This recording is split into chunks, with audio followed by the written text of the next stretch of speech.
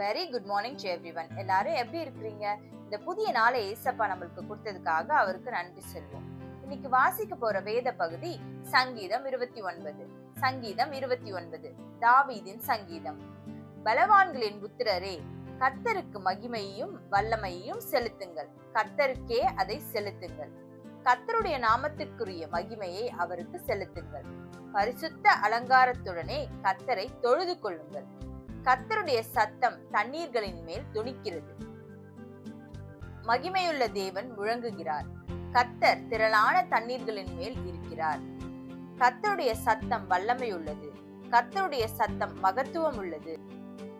கர்த்தருடைய சத்தம் கேதுரு மரங்களை முறிக்கிறது. கர்த்தர் லீபனோனின் கேதுரு மரங்களை முறிக்கிறார். அவைகளை கன்றுக்குட்டிகளைப் போலவும் லீபனோனையும் சீரியோனையும் காண்டாமிருக குட்டிகளைப் போலவும் துள்ள பண்ணுகிறார். கர்த்தருடைய சத்தம் அக்கினி ஜுவாலைகளை பிளக்கும். கர்த்தருடைய சத்தம் வனாந்திரத்தை அதிர பண்ணும். கர்த்தர் காதேஸ் வனாந்திரத்தை அதிர பண்ணுகிறார். கர்த்தருடைய சத்தம் பெண் மான்களை ஈனும்படி செய்து காடுகளை வெளியாக்கும். அவருடைய ஆலயத்தில் உள்ள யாவரும் அவருடைய மகிமையை பிரஸ்தாபிக்கிறார்கள். கர்த்தர் ஜல பிரவாகத்தின் மேல் உட்கார்ந்திருக்கிறார். கர்த்தர் என்றென்றைக்கும் ராஜாவாக வீற்றிருக்கிறார். கர்த்தர் தமது ஜனத்திற்கு பலன் கொடுப்பார்.